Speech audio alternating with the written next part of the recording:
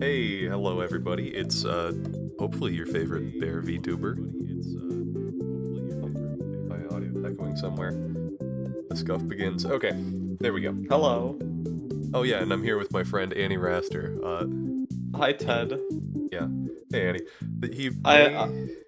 He might sound slightly similar to someone I've collabed with before, but that's just purely coincidental. Don't worry about it. I've never seen a YouTuber or a Twitch in my life. Yeah. Okay. So, today, since the FNAF movie is coming out soon, and we're both huge FNAF heads, and we have a lot of friends that aren't huge FNAF heads, we're gonna talk about some of the lore and just kind of what you need to know at the start so that you can really understand the movie and get any of the hidden little Easter eggs in there, ideally. And then, yeah, a lot of this is for the FNAF movie. Yeah, a lot of it is. I'm going with family members who are not big on FNAF, and they gotta know. They gotta know. But beyond that, I would like to go on discuss further games and how they might also tie into the FNAF movie, because there's always stuff that ties in. It's FNAF.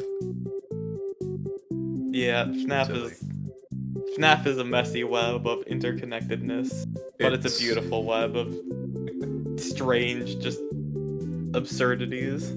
Oh yeah, it certainly is. Ooh. Here we are. Here's Hey Danny, I forgot you drew those. So part of the scuff on this stream is that we couldn't find a good service where we could post images and stuff, so we're gonna have to draw everything from memory that we talk about through Discord whiteboard. Premium collaborative canvas experience. Yeah. But yeah. Honestly, you know, I think that's enough faffing about. That's enough talking around it. Let's get right into the lore. Let's get into the lore. Yeah. So Five Nights at Freddy's 1. Yeah. Came out in 2014. Little indie horror game, kind of came out of nowhere. It did. So the game, when you first play it, it opens up with a newspaper clipping that just says "Family Pizzeria looking for a night guard to work the night shift." Yeah. That's not too important, but essentially the setup is you're working as a night guard at an old pizzeria. It's incredibly run down, and yeah, I noticed the echo. But it's incredibly run down. There's some old animatronics there, but they get a little quirky at night, and you gotta make sure that they don't do anything too crazy. Such as, but not limited to, killing you, the night guard. Mostly killing you, the night guard, yeah. Also, you have an echo on your mic? No, not anymore. Not anymore. I accidentally fixed it. I accidentally had your audio source doubled. Ah. So. But yes. Sorry. Full faces. You only have 2 drawn. What? Unless. No, I have 4. Oh. I need to zoom out and. Oh my goodness! I didn't even see him. Oh, that's beautiful. That's incredible. On the left here, the bunny we have named Bonnie. Yeah. On the brown bear-like one that is not Mr. Ted. Yeah, he's a distant cousin. Freddy. Yeah. It's not. It's not Ted. It's Freddy. Yeah, Freddy Fazbear. He's the only one with a last name. Mm-hmm. Which. Then we've got Chica, the chicken. Yeah, she's very hungry. Yep, she loves pizza and birthday cake. Yeah. And then we have Foxy. And Foxy is a pirate. Yeah. As you can tell by the peg leg, eye patches, and hook on his hand. And so by day, they're all just nice, standard performing animatronics at this cute little children's pizzeria, nice family restaurant. But there's some dark past to the restaurant that means some weird stuff goes on at night. Yes. So again, as you're thrown into the game, you don't really get any direct idea of that. You just have the scary animatronics survive the night. Yeah, I mean, and you also have the nice phone guy telling you about well, mostly avoiding talking about the shady history, but in how he does it, it's more than a little suspicious. It's the very good kind of corporate talk where it's like, oh, here's all we're legally obligated to tell you. Yeah. And nothing more. Yes, and also with that, on your first night there, you're just told that if you happen to go missing, any damage to persons or property will be reported to the authorities after 90 days or full carpet cleaning and other related services. So pretty clearly there's something shady going on here, and there's a lot of stuff people aren't telling you about. But yes, honestly, this first game's pretty limited in scope. The entire mystery boils down to pretty much there were some child disappearance cases however many years back. It is worth noting that the way that you see that is so Five Nights at Freddy's. For those who don't know the gameplay, it involves you're the night guard. You're a security guard. Yeah. You're just sitting alone in like an office, and you just have full control over like the security cameras in this pizzeria. And so you can't actually walk around the pizzeria, but you can use the security cameras to kind of look around and see where all the animatronics are. Yeah. But there are a lot of little things that you can also see in the security cameras. Yeah, and there's like posters on the wall. It's honestly, I wish I could put screenshots in here on whiteboard, but unfortunately I cannot, because it just has the atmosphere of that first game is immaculate. It just looks like a really rundown, believable, decrepit pizzeria. But there's posters on the walls, and sometimes, rarely, when you look at certain cameras, those posters will be replaced with newspaper clippings that have articles about said child disappearances however many years back. And essentially what that boils down to is that some amount of years ago, 5 children went missing from the pizzeria. The bodies were never found, but it is known that a man wearing one of the character costumes from the restaurant lured them into the back and presumably killed them. It's said in those news clippings that he was tried and convicted, but that doesn't actually really line up with anything else in the series after the first game. So that's a little weird.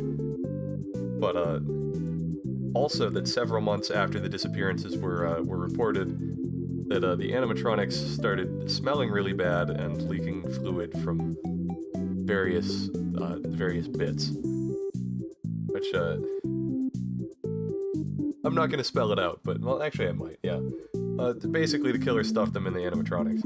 But what's weird about that is that there are 5 missing children, and there's only 4 animatronics on stage at this location, which leads to a bit of the mystery of the first game, and that's where one of the other weirdo things comes in. And that's Annie, are you ready with the drawing? Ready to draw our no. boy? I wanna talk more about the about how it's kind of, it's not just the smell and the leaking that implies that the kids were stuffed into the robots. Oh yeah, also that But there is on. also a it looks like a handprint on Freddy's face, like just around the mouth. Yeah, that one's you gotta look pretty closely at the model and up the contrast a bit, but it is noticeably there. Again, neat little details. Mhm. Let's see. Honestly, that's pretty much everything you need to know for the FNAF movie, I think. Yeah, pretty much. Oh wait, no, we still got to talk about the 5th animatronic. Should I start the... Start drawing. Okay, here's the thing. Should we talk about him after? Because we know that he's in the movie already. Yes. So should we discuss a little bit about what he does and how he is after? I think we should just go from Oh hey, Lucero's in Twitch chat. How's it going, Lucero? Hello. Yeah. No, I think we should talk about. I think we should just talk about all the information available in FNAF 1 and how it relates to the movie, because again, Golden Freddy is kind of important because he's one of like the 2 unexplained things in that game. Really, not a lot. I don't know. If you want to talk, if you want to draw what we talk, Yeah. that's probably the way to go. I was just thinking, could you send me a link to your Twitch just so I can have the chat open on mine yeah. too? Woo, scuff. This is high quality content. I don't know what you're talking about. Just because it's scuffed doesn't mean it's not high quality. And I'm actually gonna pull up an image reference for this final 5th animatronic. Okay. There you go. Oh.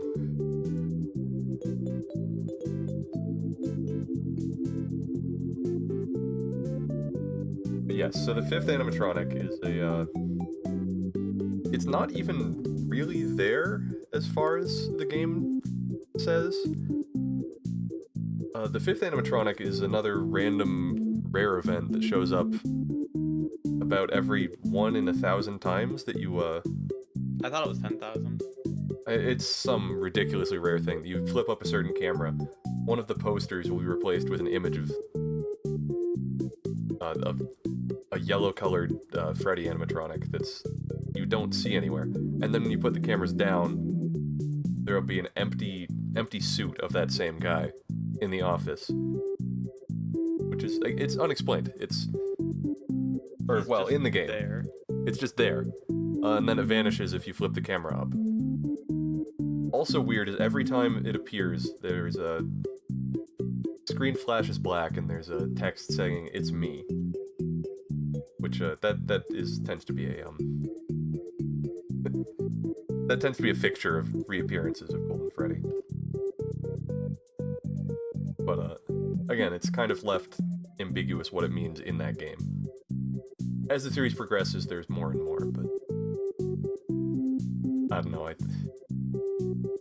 Like many things in horror, I feel like as they try to explain it more, it gets a little bit stupid. It's because it's awesome.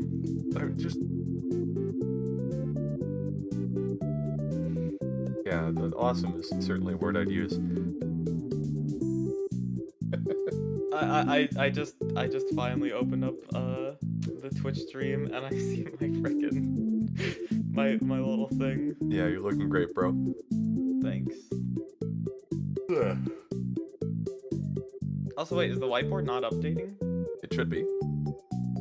I don't know what the stream delay is. That is weird. Yeah, there it is. Empty There. animatronic suit, got no endoskeleton, and it can kind of just appear and disappear. Also unique is that if you don't flip the camera up and make him go away, he crashes your game. Which, again, clearly something supernatural going on there. More so than anything else.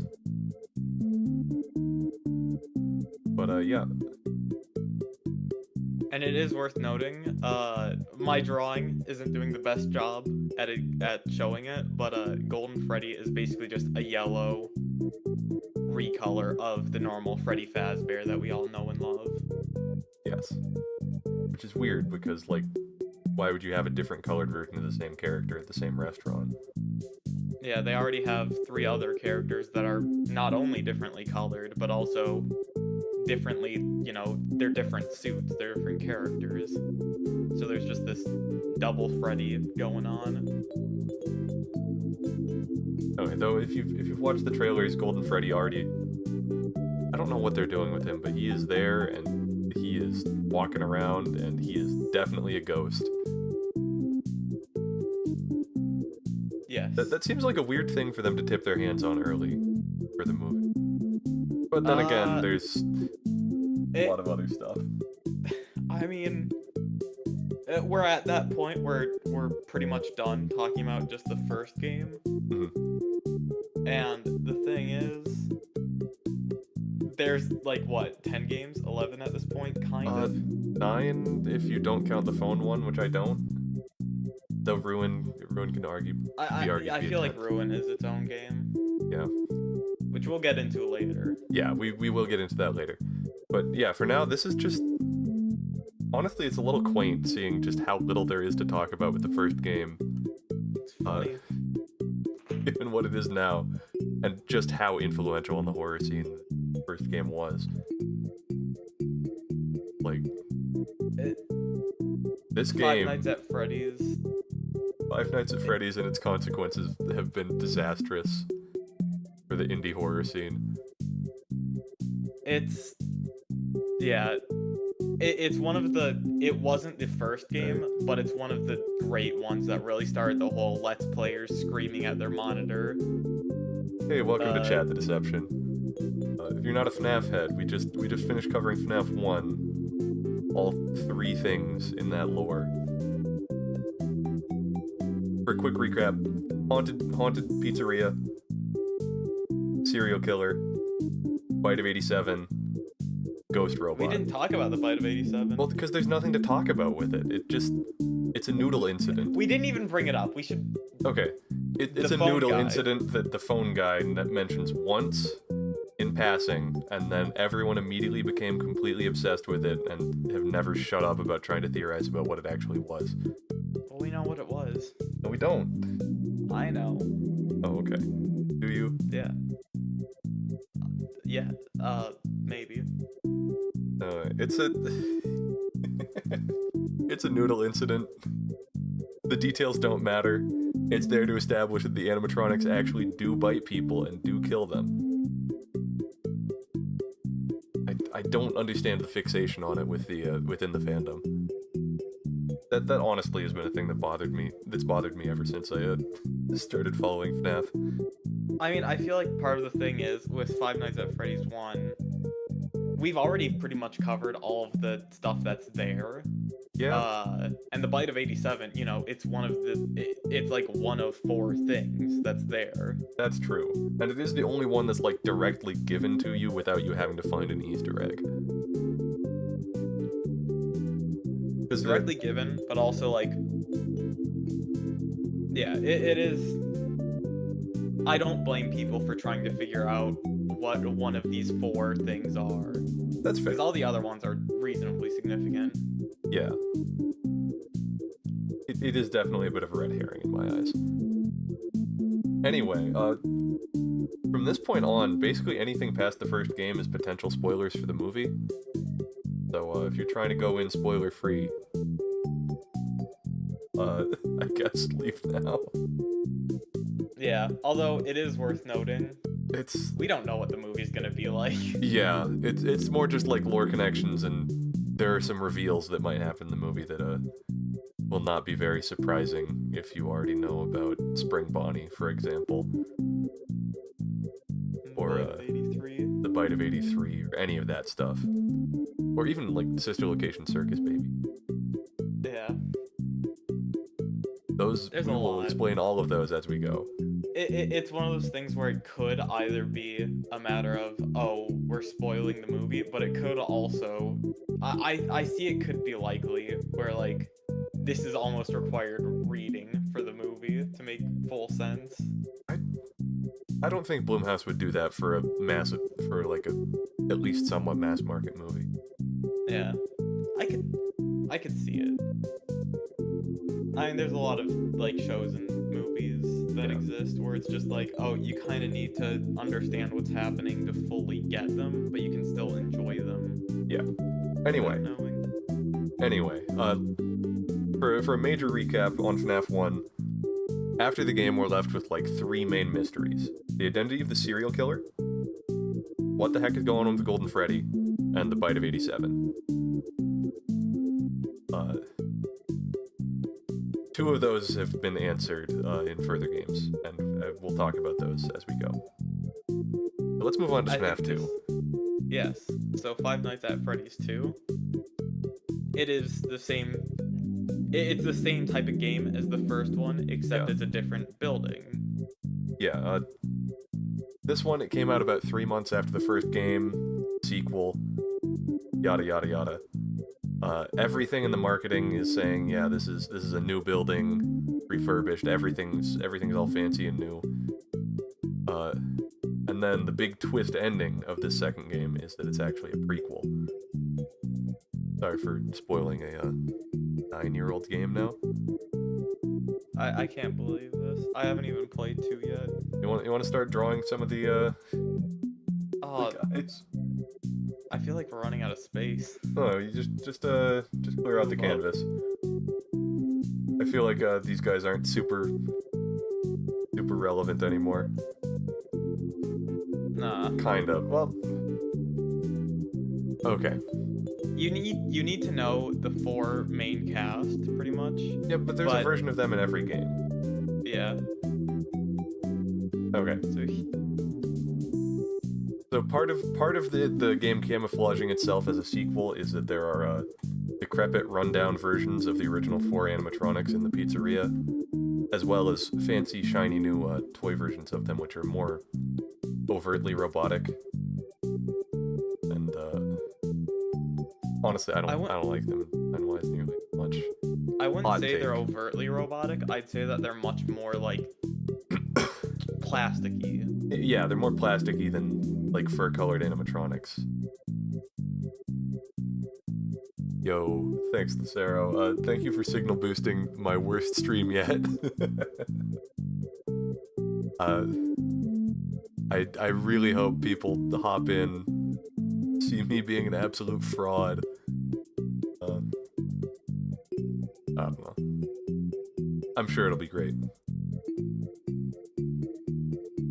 One Okay. key detail about the toy animatronics that is a very easy way to tell what they are exactly is, one, they look like they're more plasticky, but the key thing is that they have rosy red cheeks. Yes. Okay. I currently have Toy Chica and Toy Freddy, and I'm drawing Toy Freddy. Okay. They're just above Chica's head.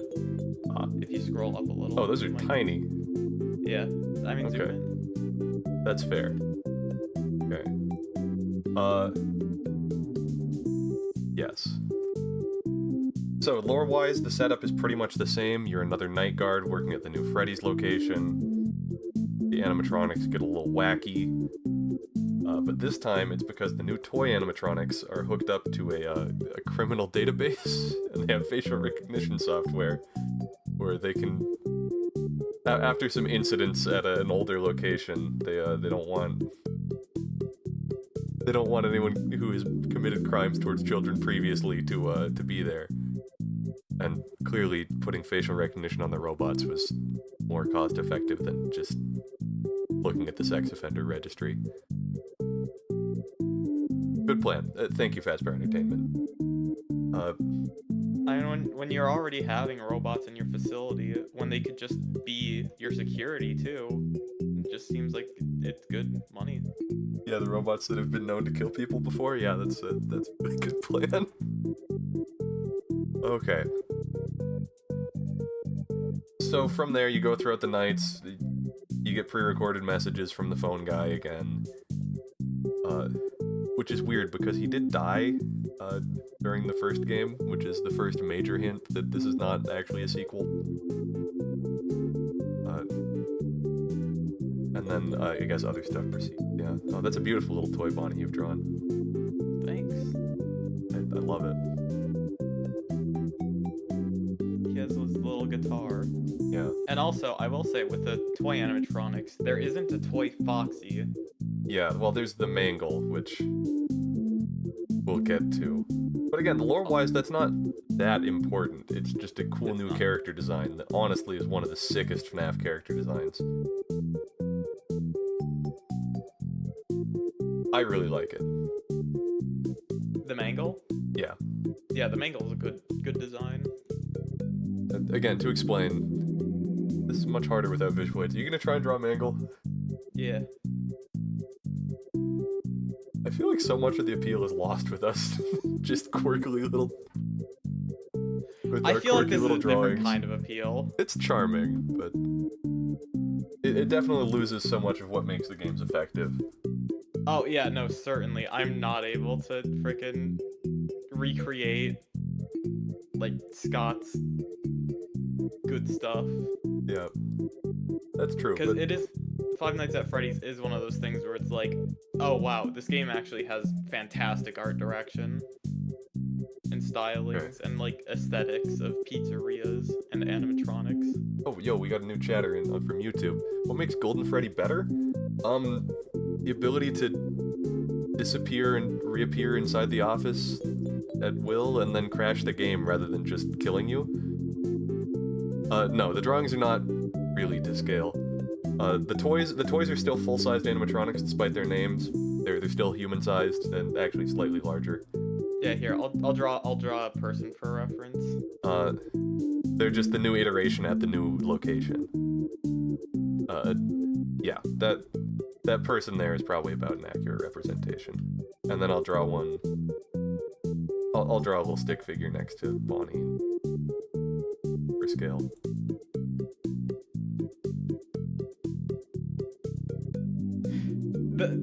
Those drawings aren't exactly They're not great. They're very scuffed. They're very scuffed, and they're not to scale with each other.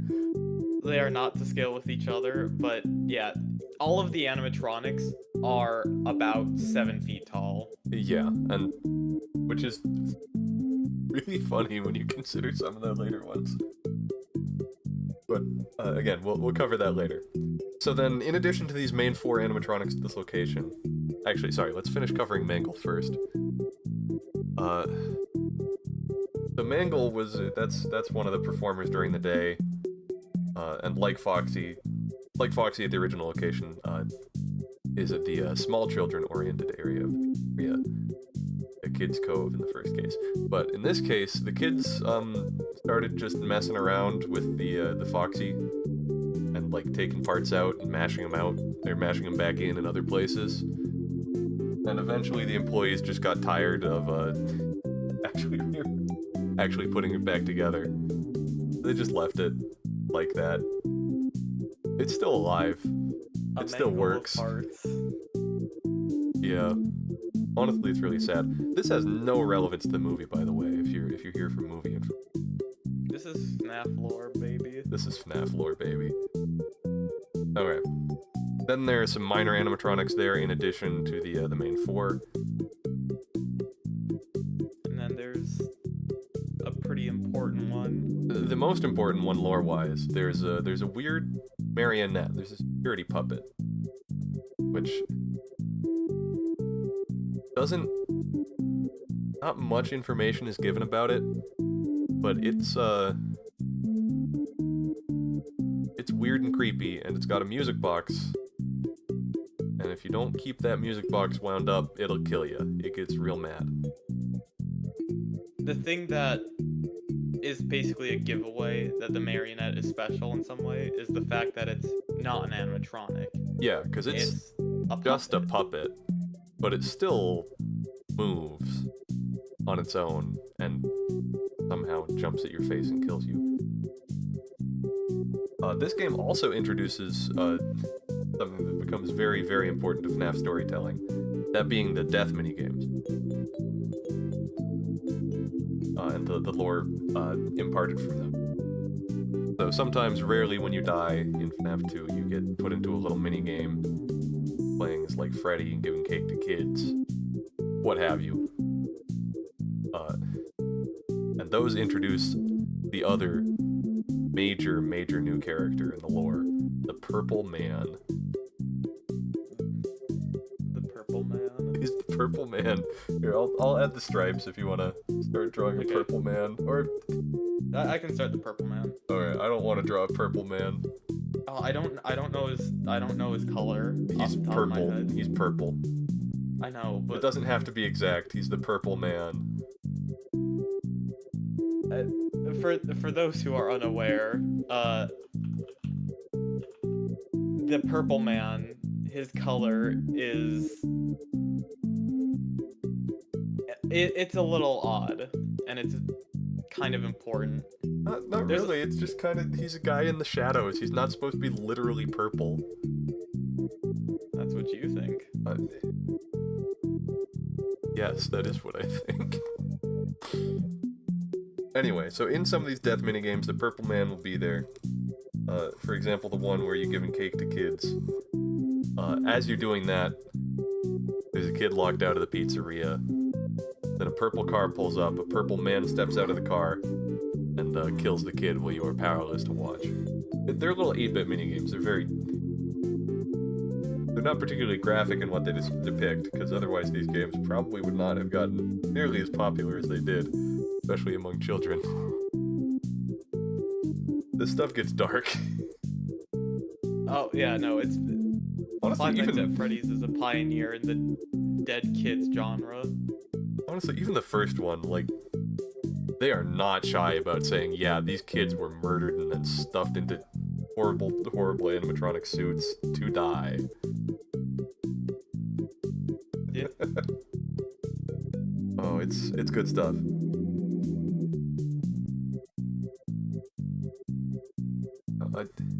Again, the amount of stuff they can get away with because they never actually show it on screen.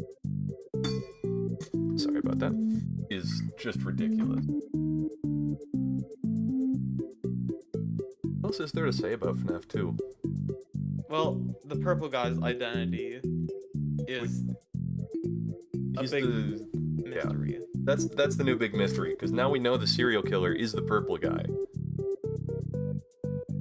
That's technically new information. Oh, and also is at the end of the game you get your paycheck, and this game is set in 1987. That's right, baby. The bite of 87 probably maybe occurs at this location. Though it's never confirmed. It's just a funny little thing. It is established that Freddy Fazbear's is like a franchise. Yes, there are multiple locations, and there's even an older location before this prequel that's talked about, and that's Fredbear's Family Diner, which comes up in FNAF 4. It's, the non-linear storytelling is a little troublesome at times. Yeah, but the main big mystery with this game is we have a visual representation of the murderer. Of the killer. We have the puppet, which is just a completely new X factor. Yeah. But with the killer, with the purple man, there's a lot of debate about who he is exactly. Yeah. And I drew one of his two defining characteristics. Yeah, I drew a depiction of how he appears in one of the key 8-bit mini games, where he has what appears to be a security guard's badge, and he's holding something in his hands that it could be a lot of things. It could be a lot of things. It's like 5 pixels in the game. Yeah, but at the time, a lot of people thought it was a phone. Because there was already theories that Phone Guy from the first game and now this game was actually the killer the whole time. Which is pretty interesting to think about. It makes a lot of sense. Considering that Phone Guy initially died in that first game, that kind of makes sense. He gets killed by the robots. It would make sense as like a revenge story. Simple, self-contained, done. I mean, there's more to it than that supports it, but it's pretty interesting, and for the time, it was some of the best that people had to go on. Anyway, also... The Phone Guy is also established. He says that he was, at one point, a security guard. Yeah. Like, you as the player are actually taking his place, because he moved to a different part of working for Fazbear. Yeah. And so the Purple Man having what could be a phone in his hands, as well as a security guard badge, that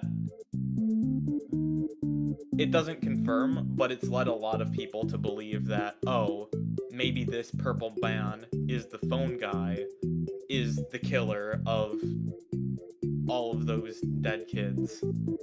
Yes, and the haunting... Sorry, yes, Orstitch feed in YouTube chat. That is why Freddy attacks you, is presumably because he's haunted. The corporate gives you other excuses about whatever, but, like, pretty clearly it's because they're haunted and are seeking revenge on their killer who was a security guard. And you being a security guard, they just probably assume anyone who's a security guard killed them, and they're going for revenge. I believe the excuse that Fazbear corporate gives is, oh, they need to walk around at night, or so else they the don't, servos like... lock up. But sure. Yeah. And then also they're gonna see you as a naked endoskeleton, and those aren't allowed to be outside of parts and service. So that's against the rules, and they'll put you in one of the suits, so you die. Because those suits are meant for animatronic endoskeletons and have a lot of nasty mechanical parts in them. Yeah, it's really gross. Again, it's amazing what they can get away with talking about and talking about and implying, because they never actually show it. Like, it's bad. Okay. And so from this point on, I think we're gonna get into stuff that's like actually really potential spoilers for the movie. Yeah. Although, yeah, I think that the movie is probably gonna cover 1 through 3 in the Yeah. games.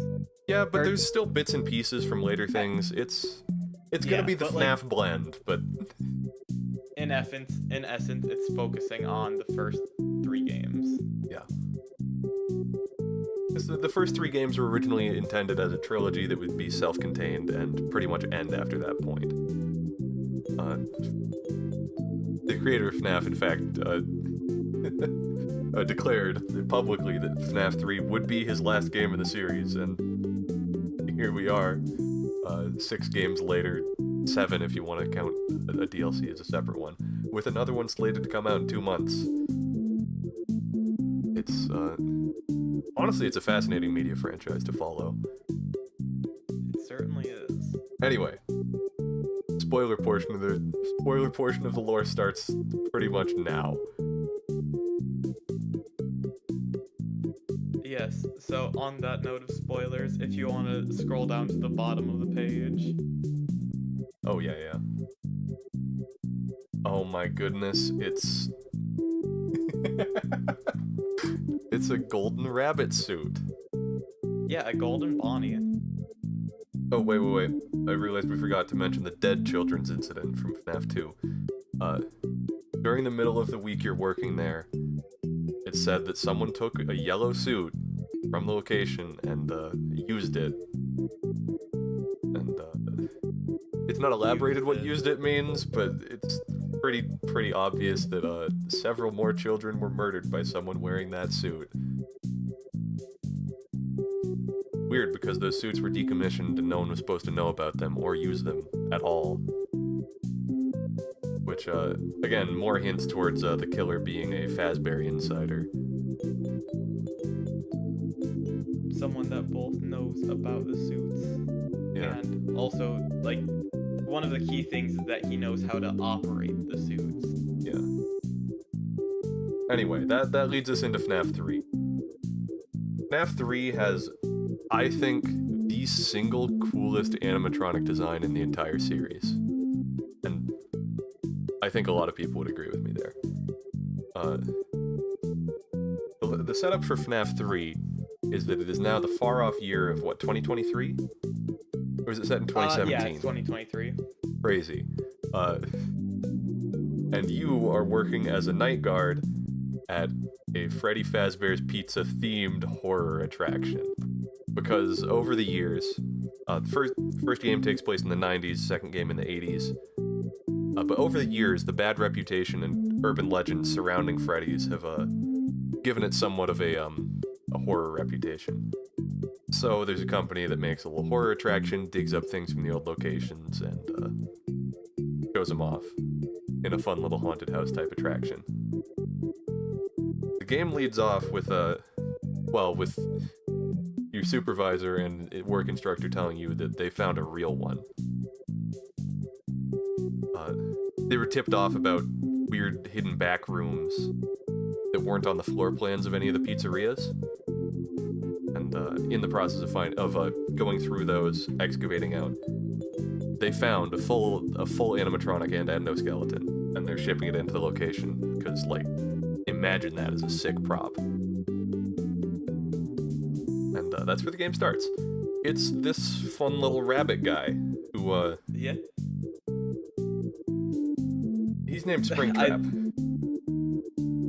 I'm just gonna say quick, I noticed in your description that you wrote that you put a tag on when spoilers start. Yeah, I'll do that later. That, like, for the VOD. Oh, okay, I thought you were just... Okay, never mind. Yeah. But yes, so there's a funny little yellow rabbit animatronic that they found, and it's very decrepit, and like it's rotting. I mean, it's been sitting in a back room that's probably moist for like 30 years at this point, minimum. Oh, it is certainly moist. Yeah. Oddly enough, this is communicated more through gameplay and kind of through the phone guide tapes. You're also given some pre-recorded tapes they found from the location that they found this animatronic in, so you get the same phone guy again, even though he's been dead for like 30 years at this point in the lore. It's good stuff. However, not only is there the old phone guy's recordings, but there is also the introduction of a new guy named Phone Dude, who talks like a radical surfboarder. Phone Dude is great. But Phone Dude is very great. He is the younger, hipper version of Phone Guy, essentially. So true. He's not really important to the lore, though. Phone Dude is kind of the guy that's running Fazbear Frights. Yes. And he's a stand-in of sorts. Yeah, he's a treasure. I love him. Anyway, so this rotting, disgusting animatronic, he really fits the horror vibe. But oddly enough, as you go through the nights, he's trying to get you, and he is much more human than any of the animatronics you've seen before. He's malicious more than just seeking revenge. He wants to hurt you. The gameplay of FNAF 3, it is worth noting, where the previous two games were just about basically finding out where the animatronics were, and then when they got near you, you would react and defend yourself, either by closing doors or by hiding. This guy, that ain't gonna work on. Again, he can see through the tricks, so you just gotta stop him from getting to you by luring him throughout the rest of the building. Yeah, instead of having doors in your office, you instead have just a bunch of buttons you can press that will play sounds throughout the entire attraction. Yeah. And the sounds are just like a kid's voice saying like hello or something. Yeah, but because of the animatronic programming, he hears a kid, he's got to go help him out or try to entertain him or try to find him. Cool stuff. Or do something more malicious. Well, that's not the animatronic, that's the guy in it. Which is the other cool thing about this guy, is that the name Springtrap is because it is literally a dead guy trapped in the suit by spring-loaded stuff. Yeah, this game introduces the concept of a spring lock suit, which is maybe one of the more horrifying things in the franchise. Which is saying a lot. It's not too horrifying, it's just I wouldn't want to be in there. Okay, so the basic idea is that it's an animatronic suit that can be used as both an animatronic and a suit. And to facilitate that, to use it as a suit, all the animatronic parts retract, and then well, they're held back, but they're spring-loaded so that when you undo the things holding them back, they just get into exactly the right place they need to be. Why they can't be completely removed from the suit, I will never know. But what that means is that if you happen to be wearing the suit and any of these spring locks, as they are called, come undone, you're getting crushed and stabbed to death. And not much is going to be able to be done to save you. Coincidentally, sudden movements, jiggling, or moisture can cause them to come undone quite easily.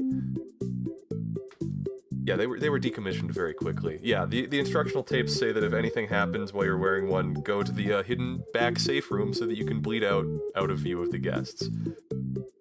It's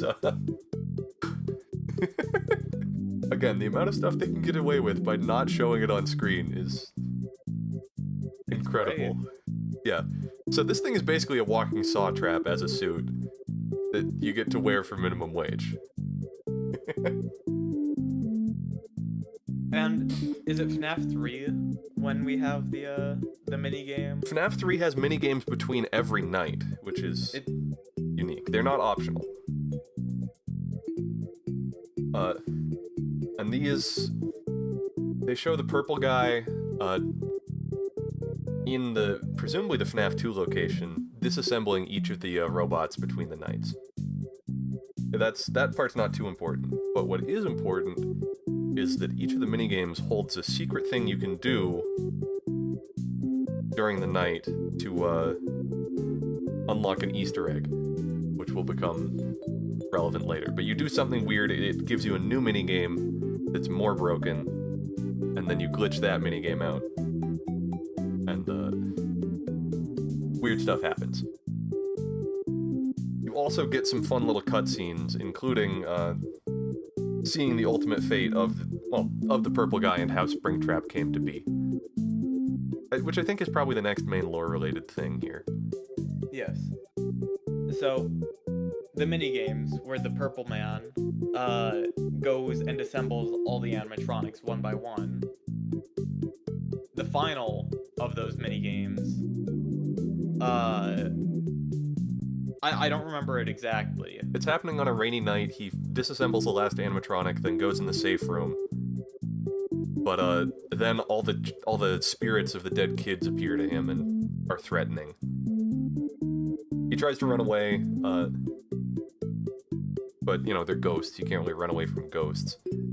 So for some reason, in order to hide from the ghosts, he gets into his funny yellow rabbit springlock suit.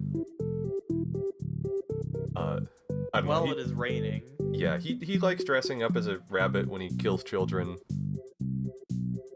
I don't know exactly why, but it's probably part of the compulsion. Anyway. Well, a lot of it was his initial tactic. It said earlier that the would killer wear a suit to dressed lure up them. as a mascot, as one of the mascots, lured children to the back room, and then killed them in there. Because, you know, if you're just at Chuck E. Cheese and Chuck Cheese is like, hey kid, come with me. I'm gonna show you something in the kitchen.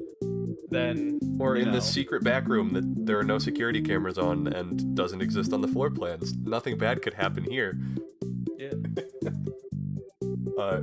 Yeah. Anyway, so he puts on this little funny yellow rabbit springlock suit, and because it's raining, all of the springlocks fail simultaneously, and he gets very brutally murdered. It's a funny little 8-bit Atari-style minigame, and there's a lot of red pixels after that point. They get thrown everywhere. It's scary. And then, you know, because he's been impaled through every part of his body, and his skull is mostly crushed, he can't really move, so he's just stuck there. In that back room. And then those are all sealed up about a week later, and he isn't found until 2023. We're not given an exact time on when that part happens, when the spring trapping happens, but he's probably just sitting there rotting for about 40 years.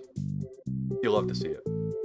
The same strange, like, soul, whatever, has also happened to him, since his main method of, like, killing children, or at least the way that the children possessed the robots was by getting stuffed inside of them. And the same thing happened to him, so he's not completely dead. Which is why possessing. Which is why Springtrap is still alive and trying to get you for the whole game. Again, just a horrifying guy. In my opinion, the single best Five Nights at Freddy design. If I could post images on this whiteboard, I would, but like... You can just drag them into OBS or something. You know what? You're right. I'm gonna find a picture of Springtrap and put it on here. So you can see what's going on. I think my drawing's better, but, you know. I completely forgot that I have OBS access. Yeah. Okay. Why? There we go. This is... It won't be against TOS. The Five Nights at Freddy's games. Oh, of course not, yeah. They're streamable. They're just... They're horrifying.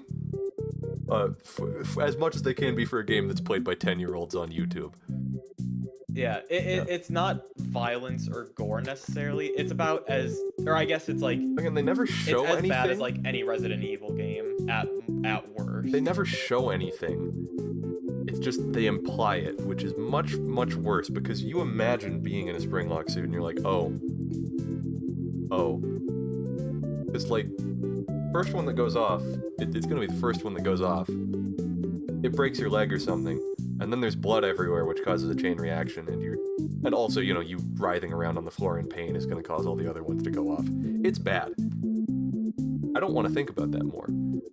But, like, as a horror concept, it's just so effective. Okay. It's a saw trap, except it's, like, not for some weird punishment. It's for minimum wage. It's for minimum wage. Here's our boy. That's bad resolution. I just got the random picture off the wiki. In that render, he's not super threatening, but like, I don't know. The closer you look, the more you see that's wrong about it, and that it's not just wire spaghetti under the rotted exterior of the suit. There's some man spaghetti in there too. And that's, again, it's uncomfortable to think about. I feel like for me, I feel like Springtrap is a bit too gross to be, like, the scariest design. That's fair. I'm not saying he's the scariest, but, like, I think he's such an effective design, and also, I don't know, just the concept of him is really cool to me. He's one of my favorites. Okay. That's fair. Away he goes. Also worth noting is this game has some really, really gross Easter eggs where, like, I think, again, 1 in 1,000 times where you load up the game, you get a rare screen where close-ups on Springtrap doing stuff that you don't see him do at any other point in the game. Most of them, it's him trying to pull the mask off, and you see glimpses of a really weird mummified face in there. Yeah, I forgot about that. Yeah, the rare screens, they're... Again, because there's just a purple guy inside of the suit. It's really gross, and I'm not gonna put those up because, again, they're really gross.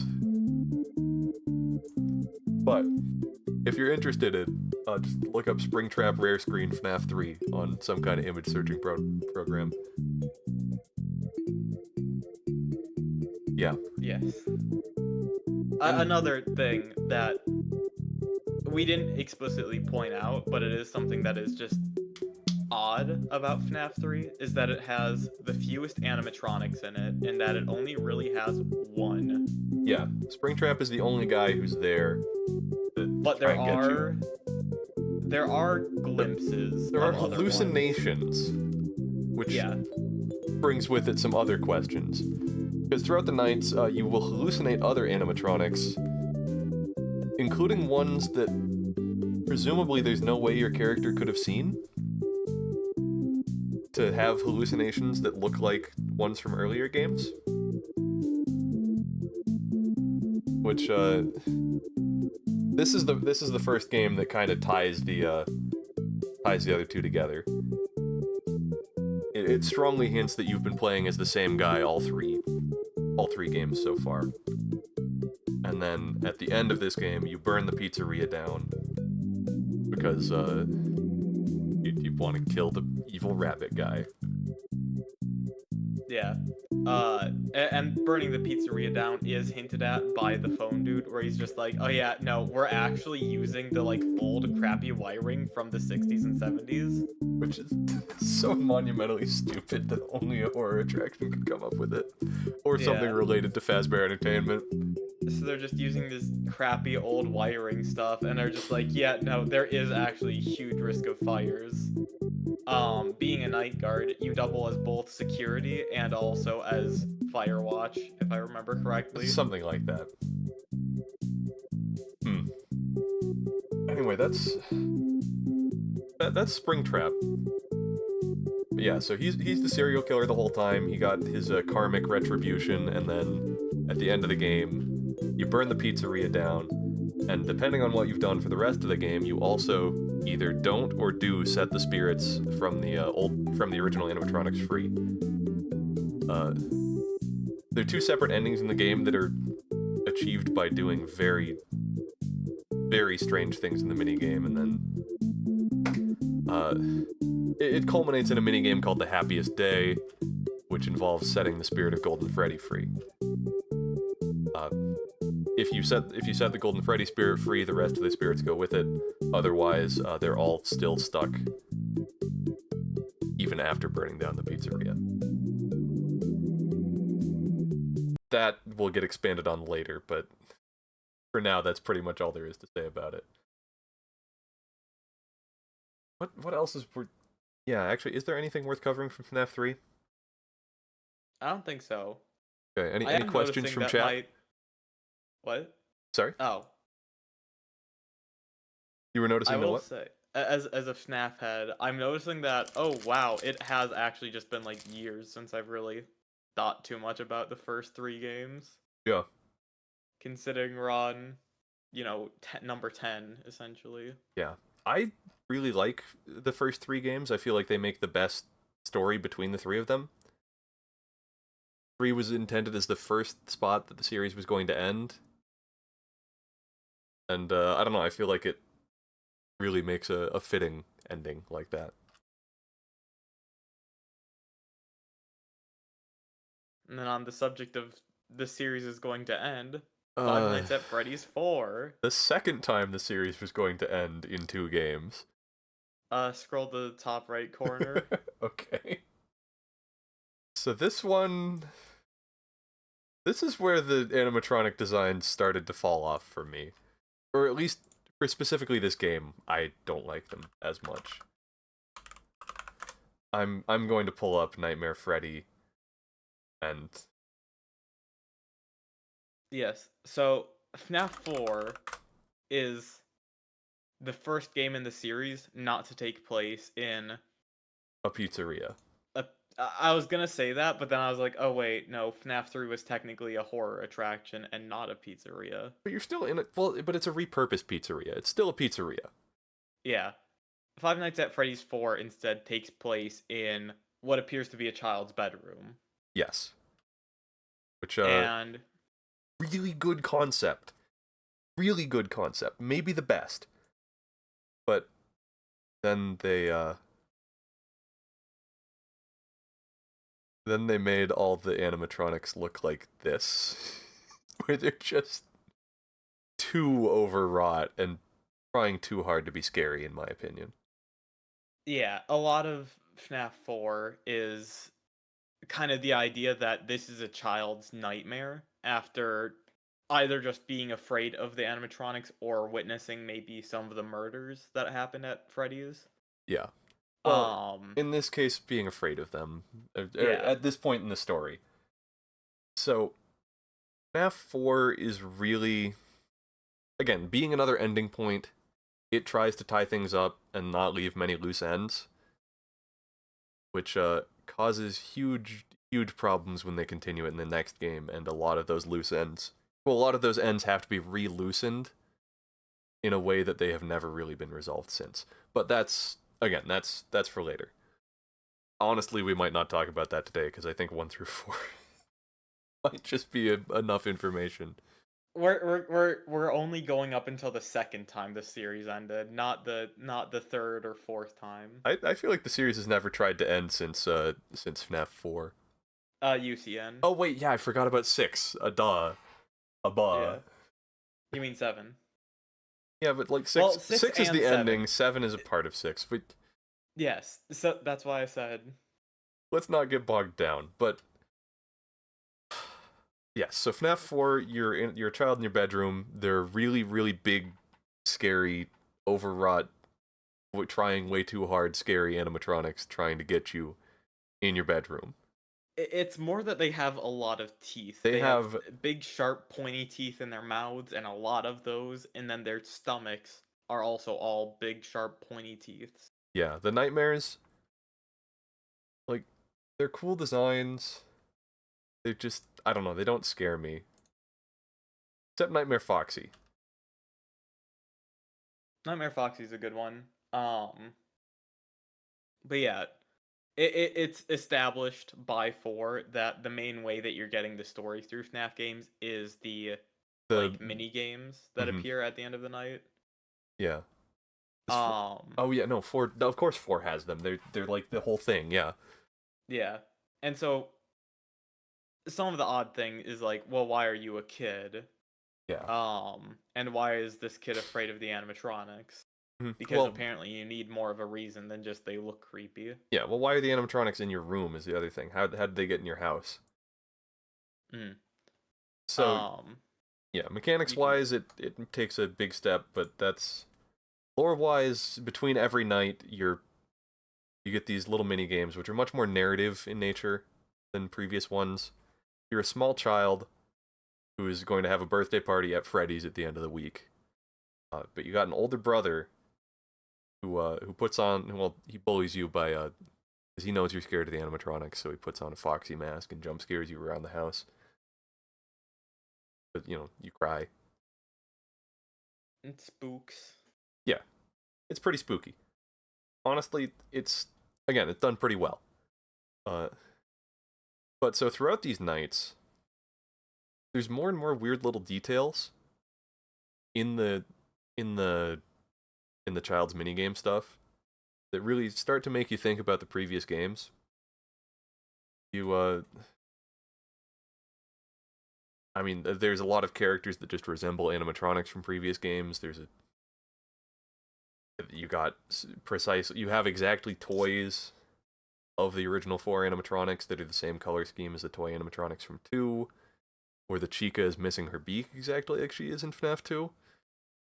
And Well, okay, yeah, that's something that we didn't touch upon. Where in Five Nights at Freddy's 2, Toy Chica, she normally has a beak because she's a chicken. But yeah, when she jump scares you, when she attacks you, she takes her beak off for some reason.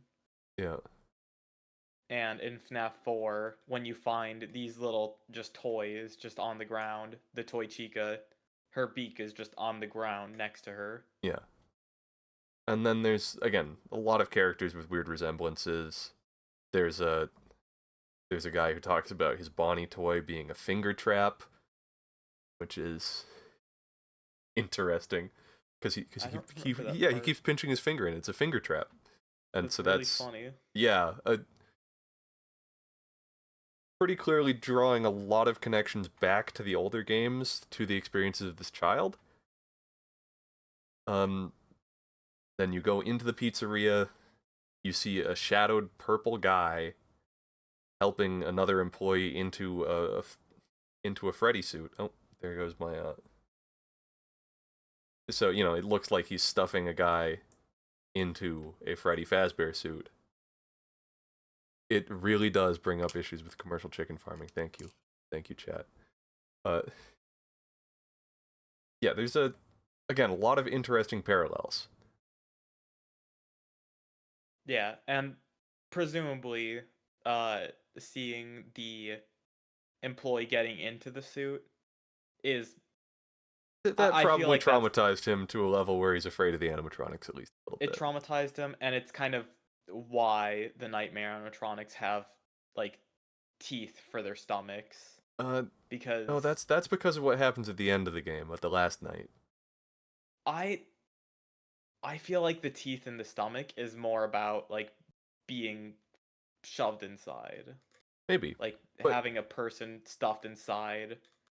yeah, I guess seeing a person get into the torso. Yeah. Maybe, but again, the teeth being so prominent is, I feel like that's much more attributable to the end of the game. The teeth themselves is the end of the game, but I'm saying specifically the stomach mouths, That's fair. which Anyway, I feel like we should we should probably show that as well. So, the stomach mouths or the touching on the end of the game. touching on the end of the game. So on the last of these between night mini games, it's the kid's birthday,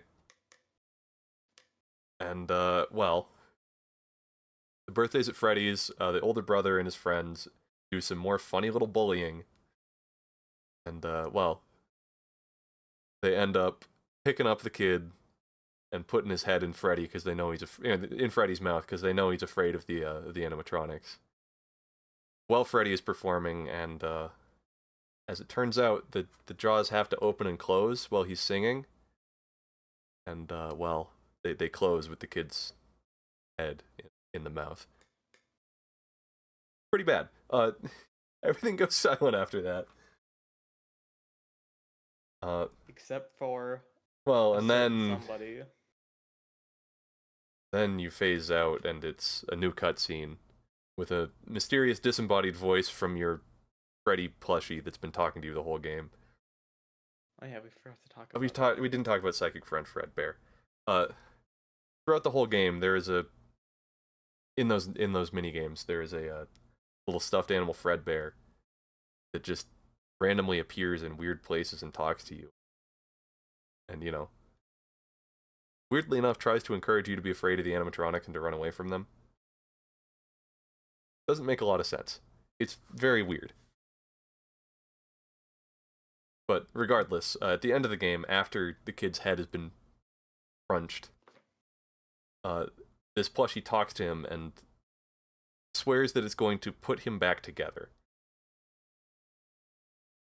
Again, not really explained at any point in this game. They're expanded upon later, and it gets a little silly. But from this reveal at the end, and through various other interesting things, such as rarely, when you're looking around your room, some of the child's bedroom stuff will be replaced with like an IV stand or flowers on the nightstand, hospital bed, blood pressure monitor. It's very, very strongly implied and hinted at that this is the dying dreams of a kid in the hospital. Presumably from his head being crunched by the animatronic. Which also explains the heavy focus on the mouth on everything. Because everything has massive, sharp teeth. It's... Again, the designs don't really work for me, but thematically it makes sense. And also, with all those callbacks and this being revealed to be the dreams of a dying child, it kind of is beating you over the head with the idea that the first 3 games were also the dreams of a dying child. I don't feel like it's beating you over the head with it, but it is very much kind of implying that, oh, maybe it was all a dream. Yeah, it was all a dream. The most satisfying conclusion to any story. Honestly, I feel like for this it would have been okay. I think FNAF 4 exclusively is fine being a dream, but the other ones. But the other ones all have like weird discrepancies. Like again, how would Fast Food Entertainment get away with that for decades? How would why does each night end with the sound of the same grandfather clock going off? It's a common clock. Inside of a pizzeria? Or Yeah. horror attraction? I don't know. Here's the thing. Here's a counterpoint. Yeah? If it's all Fazbear Entertainment, they do supply the bare minimum of things, to each pizzeria franchisee. Okay. And so, part of that package could include, a little speaker system with some certain chimes. Sure, but that still doesn't explain why the serial killer would be at two seemingly the same serial killer would be at the same seemingly disconnected pizzerias. That's very true, Lucero. It's all game theory. We've seen every MatPat video 20,000 times. We love FNAF. Yeah. I love MatPat and I love FNAF. I love MatPat too. I want to shake his hand. Oh, I'd totally shake MatPat's hand. But sorry, continue. At the end of Five Nights at Freddy's 4, the like final end screen after that plush that you have, that psychic plush, whatever it is, basically promises to put you back together. Yeah. Also, doesn't I know there's one of the nights or something ends in a flatline, like a flatlining heart rate monitor sound. I don't remember that part. I remember the box. I know there's something infamous in the game that box. gives you a flat rating, a flatlining heart monitor. But anyway, It's very, very clearly it's all but said that this is a kid in the hospital that is dying, yeah. presumably due to being chomped upon. Hmm. And at the end of the game, there's a locked box. That it's never been able to be opened. It Scott, the creator, said he was going to make that possible eventually. It never happened. Uh, Presumably because people were not happy with the conclusion that it was all a dream. It's night 6 when you flatline, I think. Yeah. Okay, yeah. Okay, yeah, I knew it. I knew there was a flatline somewhere. Lucero, if you're a FNAF expert, you want to get in here? It's like,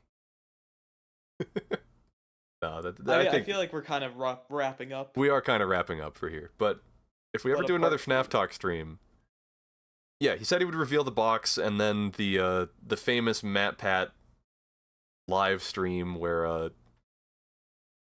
Scott really beat us over the head with it all being a dream happened, and then fan backlash happened, and then the box was never opened. The actual physical objects inside aren't super important, but it's a conceptual box. yeah. And then they brought that back in FNAF 6. It's ah.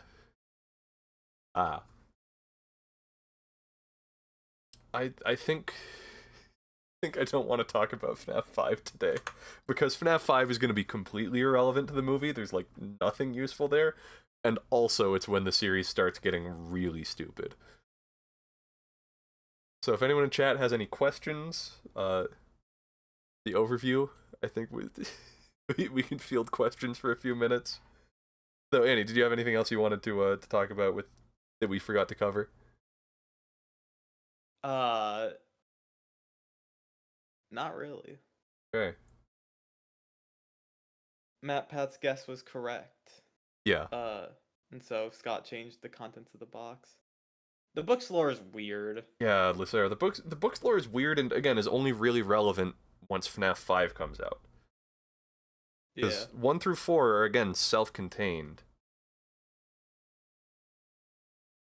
Like it's interesting stuff. It's very interesting to see how how it's progressed and what everything has become. Oh hey, that's a bot in my Twitch chat. How do I kill them? I think just ignoring them is... That works.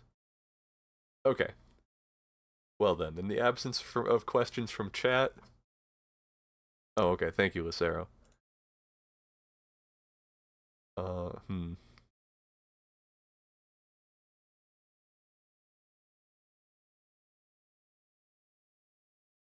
I'll deal with that later. In the absence of questions from chat, I think that's probably a good place to call this stream. I don't know how I don't know. I don't know if anyone's got anything out of this, but it's certainly been fun for me to talk about FNAF lore. And now that we're done with FNAF lore, it's time for the real man's lore. Yeah? Garden of Banban.